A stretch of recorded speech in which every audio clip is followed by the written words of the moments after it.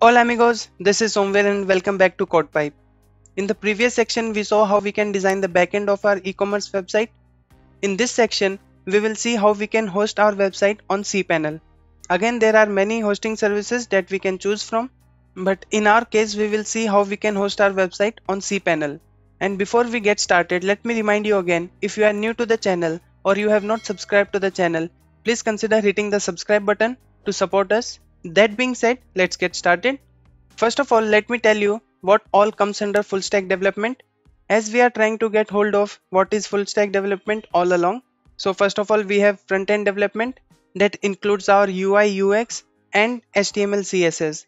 Then we have our backend development where we use Python or Node.js, PHP, etc., where we design the backend or the backbone of our website.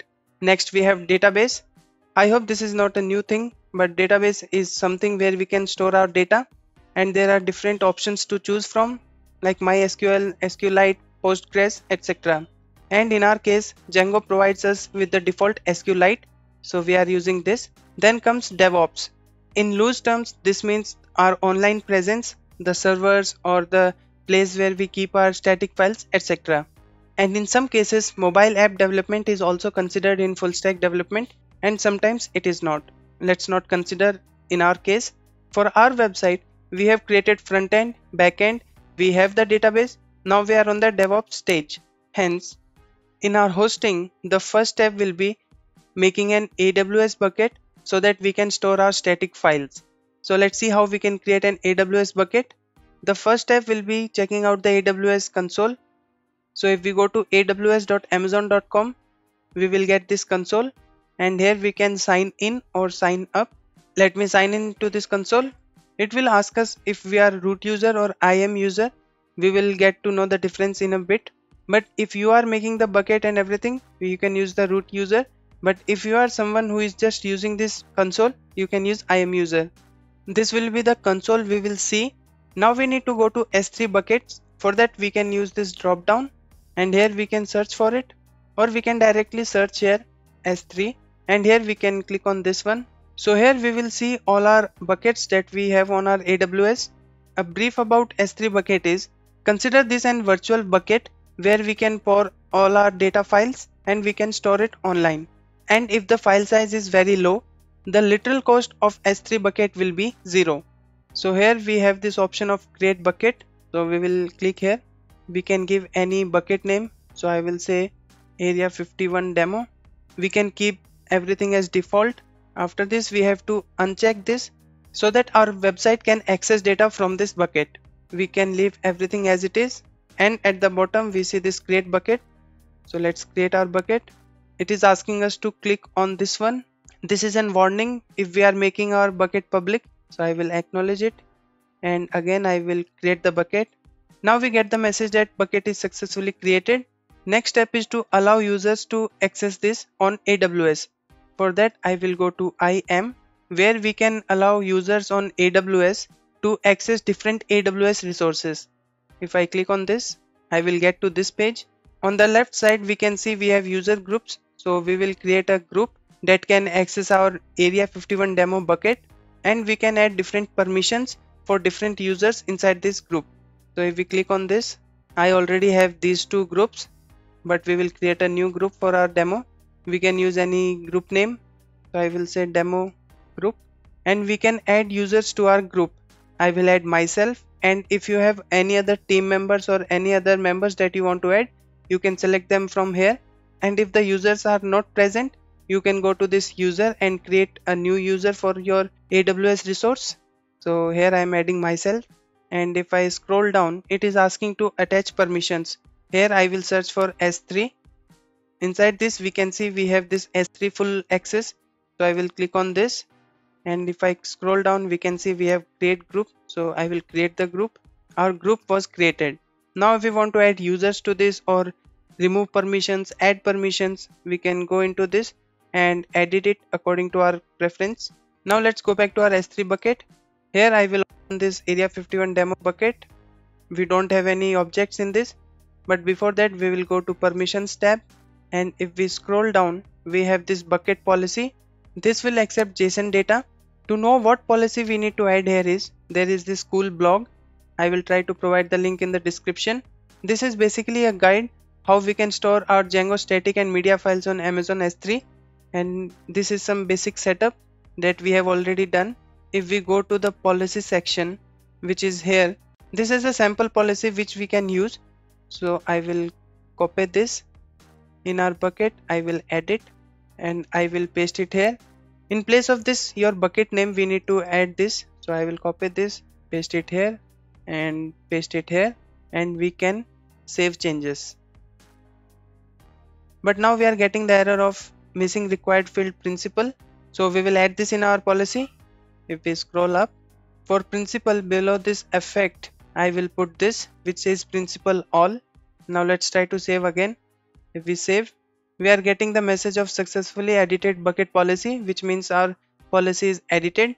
At this point, after making this bucket policy, if you are not the only user, you need to attach this policy into our IAM user group. But to keep things simple, I'm not getting into that. That is a discussion for another day. But for now, after this bucket policy, we will scroll down and we will look at this CORS policy, which is cross origin resource sharing. So a brief description about CORS is, if we are doing any operation like get, put or post, we will need to allow our domain to get access to this bucket. For that we are using CORS policies. To know what we need to put here is, there is this Amazon AWS documentation about CORS. So this is basically all the information that we need to know about CORS or cross origin resource sharing. And if we scroll down, we will get to know one example and we can use this to put in our policy. I can copy this, go to my bucket, edit this, and here I will paste this. Now we can see here we are allowing methods for head, get, put, post and delete. And one major thing we can miss out is allowed origins. So whatever the domain we are using, we need to include that here. So let's say we are using codepipe.com, so I will say codepipe.com and any other origins or domain that we are using. But we are not using any domain as of now. So in this place, I will use our local host, that will be this one, but without this 8000. This should work. Let's save this, save changes, and we have successfully edited our origin resource sharing. Now in terms of our AWS bucket, we are all set. Now we need to see how we can use our Django application to put our static files in this bucket. For that, we can either take help of this blog that describes how to use AWS in our Django project, or you can directly see what I am doing and you can replicate that. So let's see how it is doing for our Django project. Let's ignore this for now and we need to see what all dependencies we need. So here are all the dependencies we need to install. We already have Django, so we will need to install Boto3, Django storages and Unicorn. So let's install these three. In our terminal, I will say pip install Boto3 storages and Unicorn. We can install all of these three in a single go. So let's install. It will take a while to install these things. We are getting the error because it should not be storages, it should be Django storages. So let's install again. As I said, it will take a moment to install things because there are some other dependencies it will install with these things. Here we have successfully installed these. After this we need to include storages to our installed apps. So let's do this. So in our area 51 settings.py installed apps, we will include storages.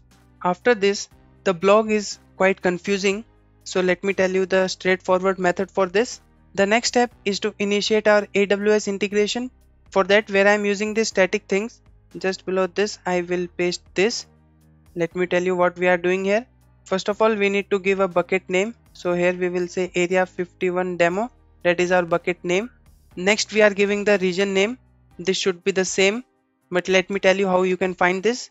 On your S3 bucket page where we have our file, you can see this AWS region, that is US East 2. So you can use this. After that we have AWS access key ID and access key. These are supposed to be credentials for the user that is using this AWS resource. And how we can find this is, In our AWS console, if we go to IAM and then we go to users, and here you can select the username, not the checkbox but the name. And here if we go to security credentials, it will give us the access key ID and the access key. For privacy concerns, I'm not going there, but from this tab you will get the key and ID. And just as a side note here, our .env file looks something like this, where we have debug and secret key from Django, Stripe keys, and finally AWS keys. And we can use this in our settings.py.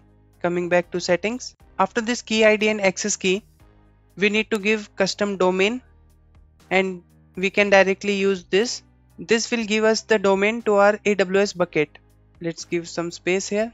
And while we are here, I will remove this if debug and correct the indentation. Why we remove that is, when we will be collecting static files, if debug will cause errors. Now using these lines, we have initiated our AWS bucket integration. Now we need to provide locations for our media and static files. How we can do that is, in our main folder, we will create a new file that will say custom_storages.py.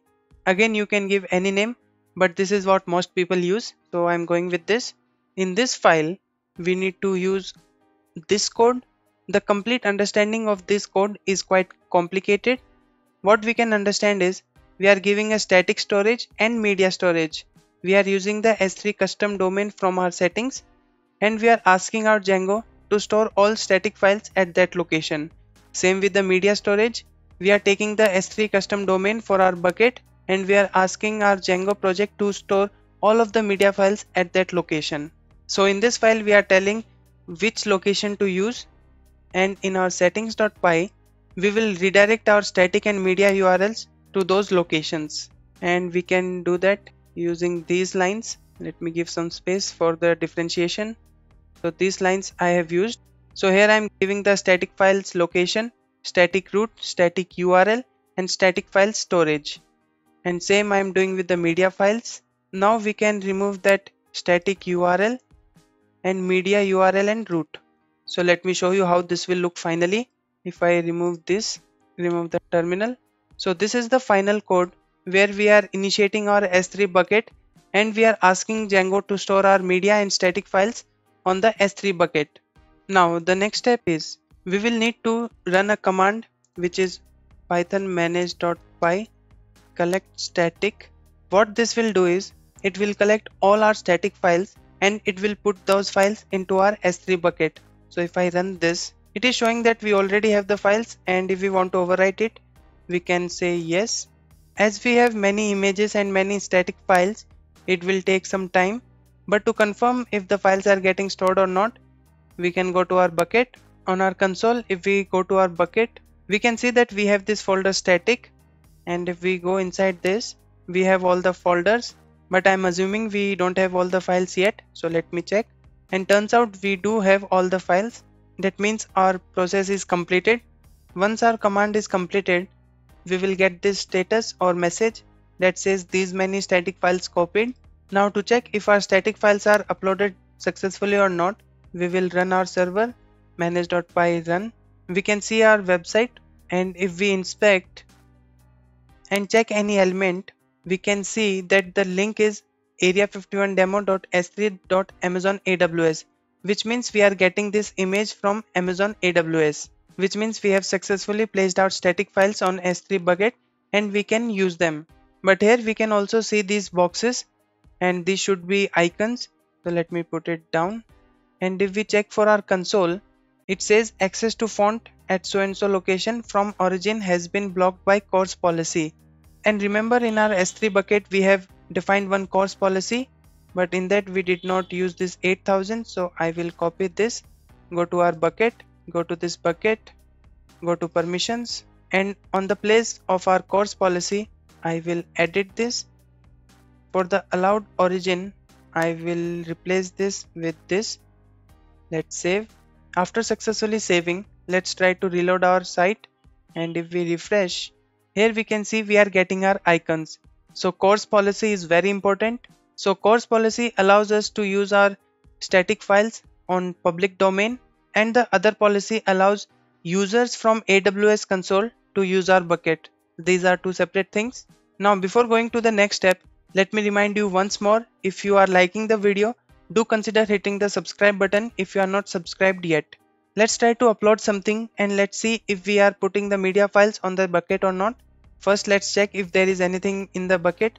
So if we go to this objects, we only have static, we don't have any media. Now let's go to admin page of our site and let's try to upload something. So let me upload one variation, add new variation. I will select any product, any color, any size, and here I will use one image. I will use any sample image. Let me use this one. Let me give any price 45 and let's save this. This image should be uploaded in our S3 bucket. We got the success message here. Let's try our bucket. If we refresh, here we can see we have media folder. If we get inside this, we have women files, jeans variations, and here we can see we have the file name, which means we have successfully uploaded our file into our S3 bucket. So finally we have set up our static and media files on our S3 bucket, and now we are ready to host our website on any platform. In our case it's cPanel. One last thing is, I know it will be tough to replicate this code, so I will try to put this in a document or something and put the link in the description. With this, I think this is a good point to conclude our video. Give us a thumbs up if you liked the video. Do share it with your friends. Let us know your thoughts in the comment section. Again, if you are new to the channel, hit the subscribe button, push the notification bell to not miss out any videos from us. We will meet very soon with a new video. Until then, this is Somveer taking your leave. Adios.